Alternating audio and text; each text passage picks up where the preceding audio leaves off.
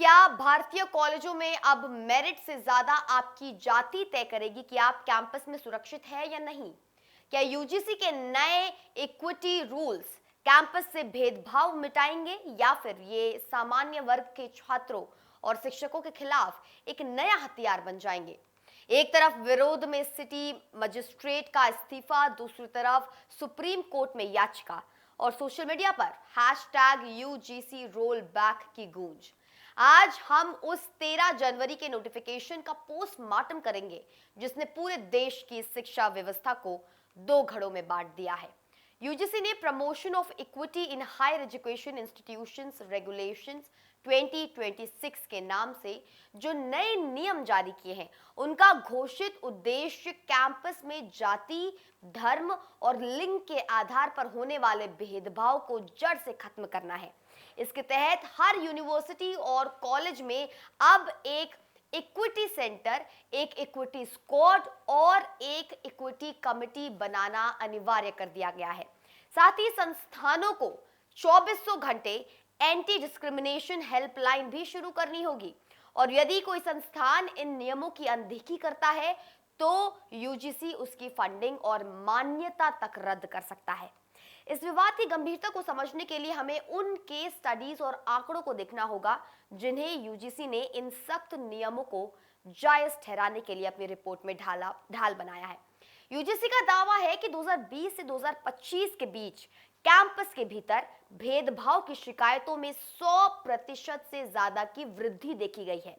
आयोग ने अपनी रिपोर्ट में हैदराबाद सेंट्रल यूनिवर्सिटी के रोहित वेमुला और मुंबई के नायर अस्पताल की डॉक्टर पायल तड़वी जैसे संवेदनशील मामलों का विशेष जिक्र किया है।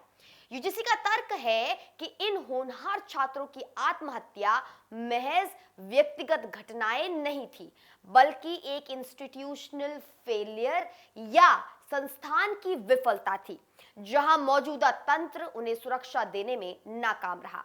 रिपोर्ट में यह भी बताया गया है कि कई उच्च शिक्षण संस्थानों में आरक्षित वर्ग के छात्रों को लैब एक्सेस, गाइड अलॉटमेंट और रिसर्च पेपर पब्लिकेशन में जानबूझकर परेशान किया जाता है। इसी सिस्टमैटिक भेदभाव को खत्म करने के लिए पहली बार ओबीसी वर्ग को भी एससी एसटी की तरह ही सख्त सुरक्षा घेरे में शामिल किया गया है। हालांकि इन केस स्टडीज का इस्तेमाल करने के तरीके ने इन शिक्षकों को और सामान्य वर्गों के छात्रों के बीच जो है भारी नाराजगी पैदा करती है।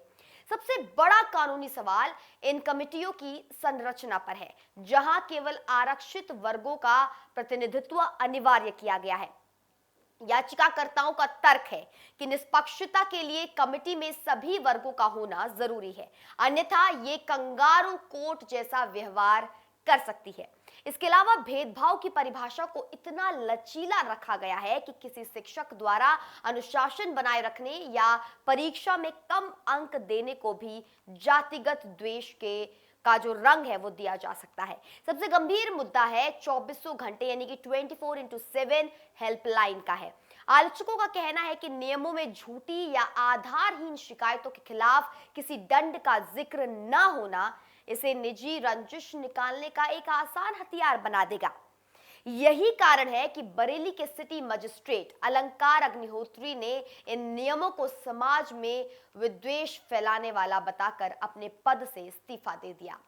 अब जब मामला सुप्रीम कोर्ट की चौखट पर है तो ये लड़ाई केवल एक प्रशासनिक आदेश की नहीं बल्कि संवैधानिक अधिकारों की बन गई है।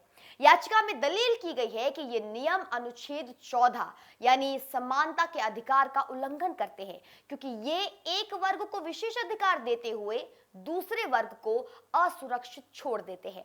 आने वाले समय में इसके 3 संभावित परिणाम हो सकते हैं। या तो अदालत नियमों में चेक एंड बैलेंस के लिए बदलाव का निर्देश देगी या फिर कैंपस के भीतर एक ऐसा अविश्वास का माहौल पैदा होगा जहां शिक्षक और छात्र एक दूसरे से संवाद करने में कतराएंगे। यूजीसी के ये नियम एक ऐसी दो धारी तलवार बन गए हैं जहां एक तरफ न्याय की उम्मीद है तो दूसरी तरफ एक बड़े वर्ग को बेवजह टारगेट किए जाने का डर।